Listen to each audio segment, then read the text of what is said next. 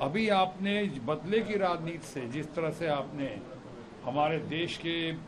भारत जोड़ो यात्रा के हीरो और जिनको इतना क्रूशली हमारे ममता बनर्जी जी ने,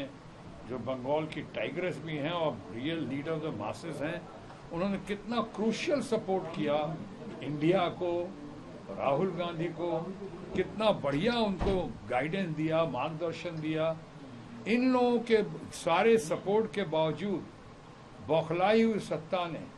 ऐसा दिखा, प्रतीत हुआ, जिस तरह से उन्होंने यहाँ पे हमारे राहुल जी को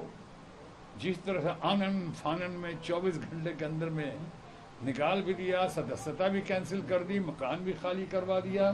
खैर मैं जानता हूँ मकान कोई बहुत मायने नहीं रखता किसी पॉलिटिकल लीडर के लिए, और ख़ासकर राहुल गांधी हो तो उनके लिए क्या मायने रखता है, लेकिन जो हरकतें की और अब उन्हीं राहुल गांधी की वापसी, इस तरह से आना, यानी वो भी सुप्रीम कोर्ट के आशीर्वाद से, सुप्रीम कोर्ट के समर्थन से, सुप्रीम कोर्ट के न्याय से, एक बार फिर से न्यायिक प्रणाली में लोगों का विश्वास फिर से पैदा हो गया है। और जो है उनकी जीत में इस तरह सही मायनों में, जैसे मैंने कहा कि इंडिया की जीत है, ये पूरे विपक्ष की जीत है, हमारे अपने ममता बनर्जी जी की और टीएमसी की जीत, सबकी जीत है यानी। और उस जीत को इस तरह पचा नहीं पा रहे हैं। अब कोई बहाना ढूंढ रहे हैं, निकालते वक्त तो 24 घंटे के अंदर में निकाल दिया था, और 120 पेज का जजमेंट था, शायद 120 पेज का था, उसको कैसे पढ़े,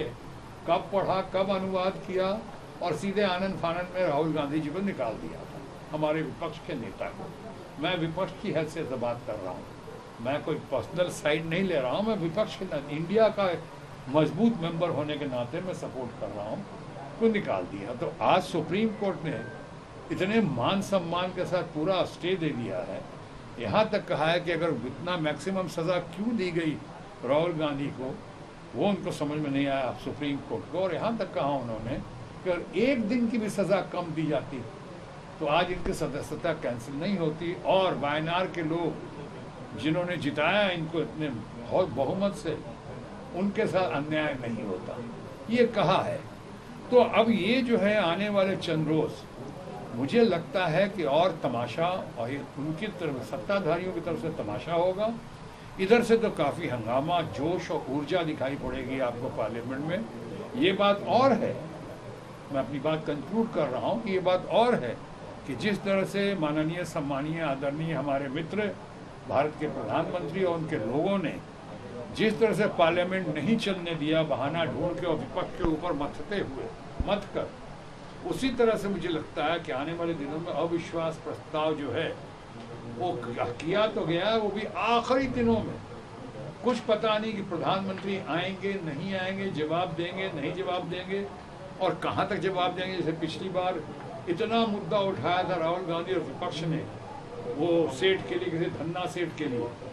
एक जवाब नहीं दिया, यहाँ तक कि जवाब नहीं दिया कि 20,000 करोड़ रुपए कहाँ से आए वहाँ पे, उस पर कोई जवाब नहीं दिया गया। तो कहीं इस बार भी ऐसा तो ना होगा। मुझे लगता है ये खेल उन्हीं की तरफ से है, ये इस तरह का खेल कर रहे हैं कि किसी तरह से अविश्वास प्रस्ताव जो है, अविश्वास प्रस्ताव जीत और हार के लिए नहीं हो रही, ये एक्सपोज करने के लिए हो रही है, सवाल पूछने के लिए, सवाल का जवाब लेने के लिए हो रहा है कि आप मणिपुर में इतने दिन से चुप क्यों हैं, क्या क्या नहीं हो गया। इतने 6,000 से ज़्यादा FIR हुए, 0 FIR कितने, सुप्रीम कोर्ट ने पूछा, और जितने कांड हुए उस कांड में इतने महीने कैसे लग गए।